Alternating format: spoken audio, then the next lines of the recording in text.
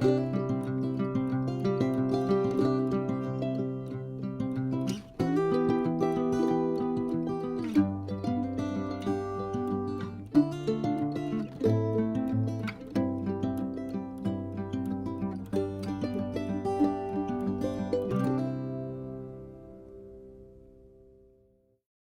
everyone, I'm Lori with Behavior Education at Spirit Keeper Animal Sanctuary. I am joined this evening by Amun, one of our royal pythons. He is actually not in the video that you're going to see tonight.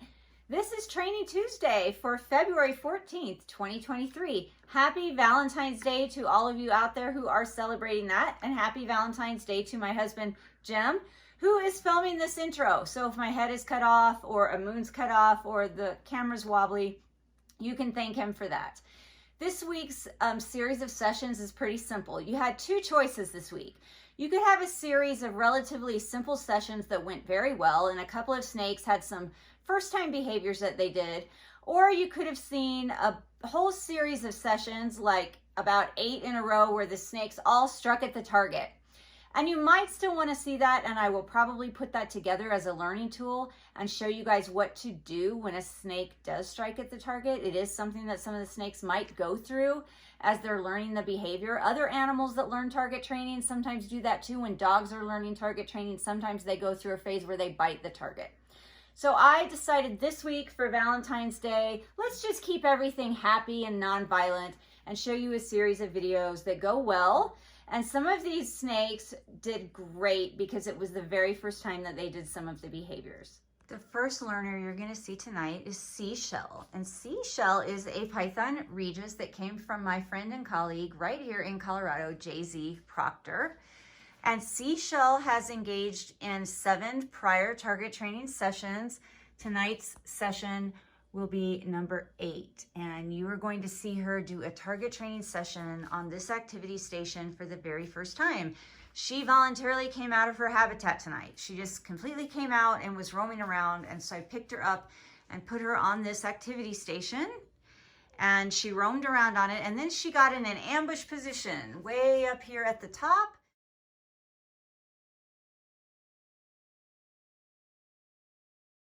And I decided, you know what? She could eat tonight. Why don't I see if she will engage in a target training session on this activity station? And she sure did. And in fact, she engaged in 2 target training repetitions, and she did really well. So let's take a look at those. Watch very closely because I reinforce her at the slightest notion that she was engaging with the target. She began to slightly tongue flick at it, and she slightly moved her head in its direction and moved forward slightly, and I reinforced that. I reinforced her so soon because this is her very first time doing a target training session out of her habitat and on this activity stand. So it was a really big deal for her, and I lowered the criteria in order to accommodate that. Next up is our corn snake, Vac LaRouche. He's a very experienced target-trained corn snake from Silent Hill Reptiles. I was wondering why he seemed a little slow tonight, actually. I mean, he did just fine, but I thought he wasn't as exuberant as he normally is when we're doing a target training session. And later on, when I went to write down what he ate and that we did the session and just write down all the information, I noticed that he just ate not too long ago. So I didn't check his record first, and I just for some reason had it in my head that he needed to eat, and he did eat. And in fact, he eats twice because I actually ended up doing 2 repetitions with him, but he probably could have waited a few more days. And it probably explains why he wasn't more exuberant during the session, although he did everything just the way that he is supposed to. He followed the target, he didn't strike at it or anything, and he took the reinforcer. This is Seashell's second repetition, and notice that I ask her to give me a little bit more behavior this time. I wait longer for her to definitively orient towards the target, tongue flick at it, and move towards the target more, and then I actually have her change directions just slightly. The reason that I raised the criteria for this repetition is that she's had 7 prior target training sessions in her enclosure or right outside of her enclosure that she's done very well at.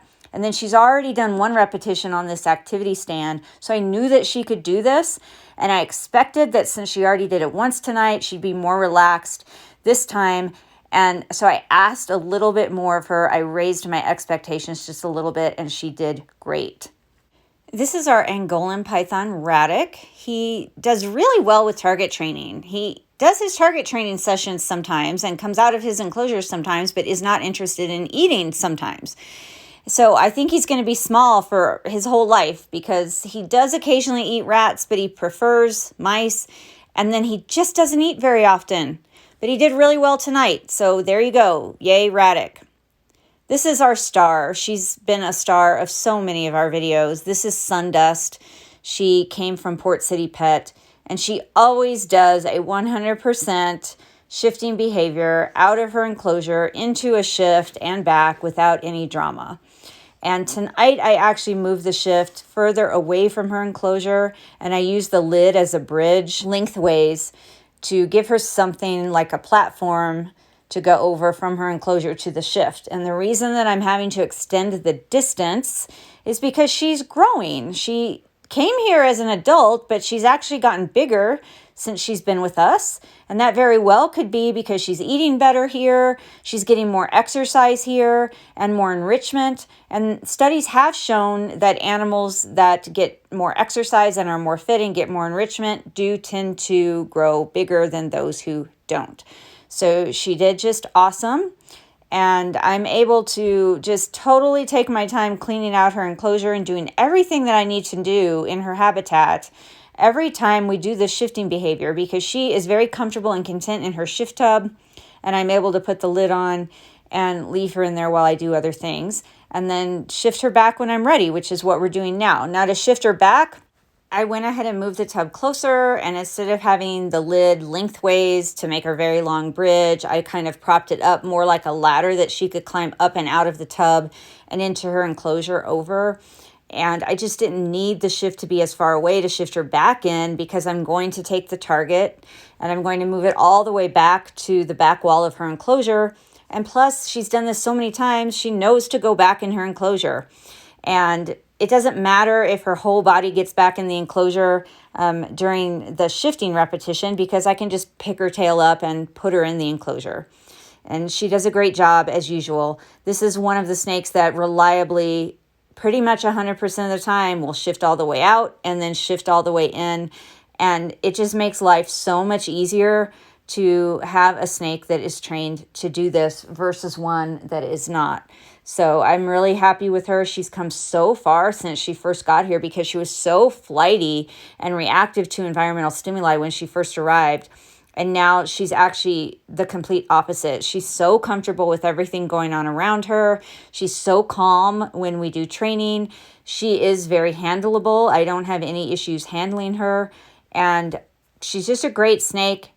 And on top of that, this magnificent bright orange color with this striking white belly that she has is just amazing.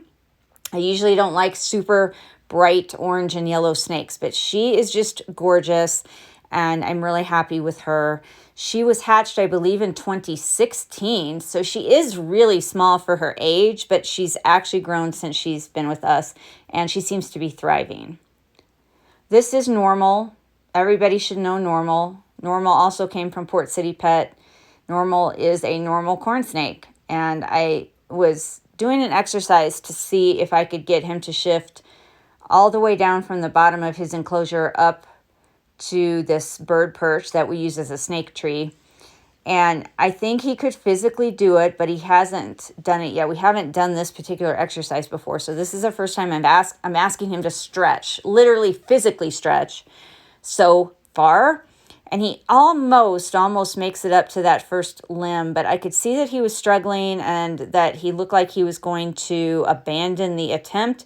And so I did a little bit of luring here right at the end to give him some encouragement, but I just saw that it wasn't going to happen. His face was almost there on the limb, but not quite. So I reinforced underneath the limb. And so with this being done this time, I'm sure that next time if we try that same exercise, he'll be more apt to shift out. This is one of my Royal Pythons, Boba Fett. He came from Bad Reptiles. And this is just a super simple session, a quick orient towards the target and get food. He got a bigger meal not too long ago, so this is really just a snack for him to practice. Next up is another one of my corn snakes. This is Tuvak. He's become one of my targeting stars as long as I'm asking him to target around obstacles in or near his enclosure. He just does an awesome job, but he just doesn't quite have the confidence to do things outside of his enclosure. And now I was able to target him down to this ledge, and my poor positioning of the camera didn't let you see that ledge, but he has a ledge down there, and he did target all the way down to that ledge. So you saw how quickly he followed the target and how just seamless that session was. And he's just been doing really well like that. And I can add new obstacles to his enclosure, and like I'm going to switch out this cardboard box for a different enrichment item. So I can add things to his enclosure and remove things and target him around new things that I put in or right on the edge of his enclosure. But he just isn't confident enough quite yet that he's shifting all the way out of his enclosure onto a shift or onto a scale or onto something else. So this is the second repetition I'm doing with him. And I start the same way. I want him to do pretty much the exact same targeting routine that we did for repetition 1, except I've taken his water out and that's been cleaned. And now I've repositioned the camera so that you can actually see the ledge I was talking about, and you can see him move all the way down to the ledge. He's more hesitant this time. I'm not sure what that was about, because the first repetition, he didn't hesitate at all, and he just went immediately down to the ledge. So I'm not sure if the fact that I removed his water is making him feel less safe, because he did have the back third of his body under his water dish when we did that first session. Now I've removed it, and I've removed his humid hide so that I could clean all that. I've put all of his things back now, and this is a repetition number 3, and he had gone back under his water dish as soon as I put it back in there. And basically I'm just asking him this time to target over the horse statue. That's a Briar horse statue. And just then to target back in the direction of his water. So I didn't ask him to go as far this time. It's repetition number 3. So he's not going to be as motivated to do the repetition. And there was that whole disturbance of me taking some of his things out and putting it back in. And so I was just happy that we ended this repetition on a positive note. So he had 3 successful target training repetitions during this session, and he's doing just great. This snake has grown much bigger than I anticipated that he would, because he actually, in the beginning, was eating less frequently and getting less exercise than normal, but he is smaller than normal. This is my corn snake, Nyssa. She's from Silent Hill Reptiles, and I was so proud of her this session because she was actually calm, and she actually shifted out of her enclosure onto the shift stand, and she was super calm about it, and she wasn't flighty, and she didn't try to take off. And those are things that in the past are pretty typical of her. She will start to come out, but then she gets easily distracted and she loses focus and the session goes awry, but she did super well. So I did a second repetition with her. She shifted herself back into her enclosure after she ate, and she went into one of her hides. So I'm asking her to shift out of the hide and back onto the station. I didn't know if she would do this twice in a row, and she's much slower this time, but she does the behavior. And so I was so proud of her because it's the first time that she has had the inhibitory control, the focus, and just the calm demeanor during a target training session to do a complete behavior like this, to shift out. So to completely stay focused the whole time on the target and shift all the way out onto a station.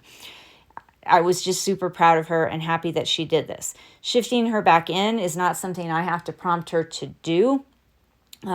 She's still not 100% comfortable being out of her enclosure. And so as soon as she was done eating during both of these training repetitions, she turned around and she just put herself back into her habitat.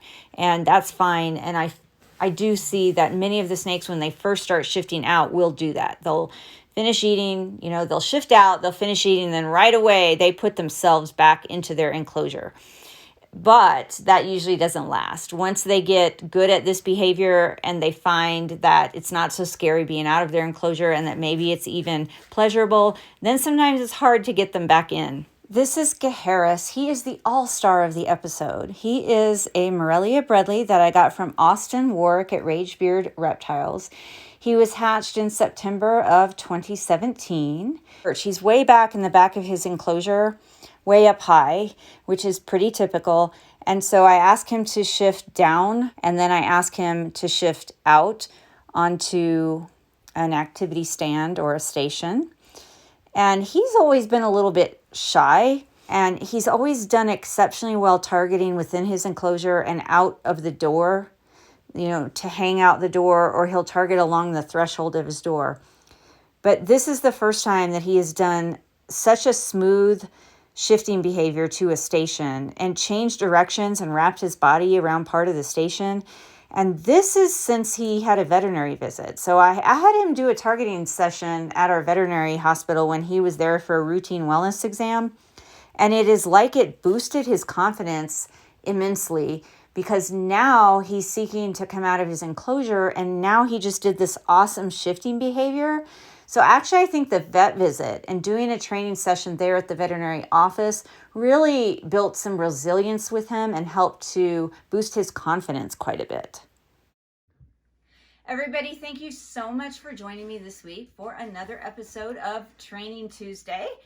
I really appreciate your time and your continued interest in snake training and behavior. If you want to learn more, or if you want to join in group chats or any private one-on-one coaching, please check out our Patreon at patreon.com/behavior-education.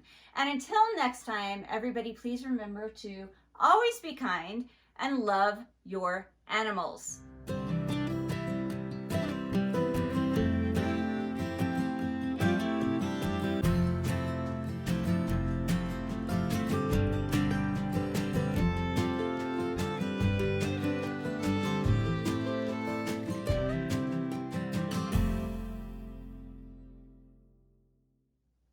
Hey guys, we do have this Western saddle for sale. It's a Circle Y Western saddle. It has a 15-inch seat, a 4.5-inch gullet, if you measure it from the inside where it's going to touch the horse. But it's about 12 inches between the center of this concha and the center of this one. It's in really good shape. It is used though.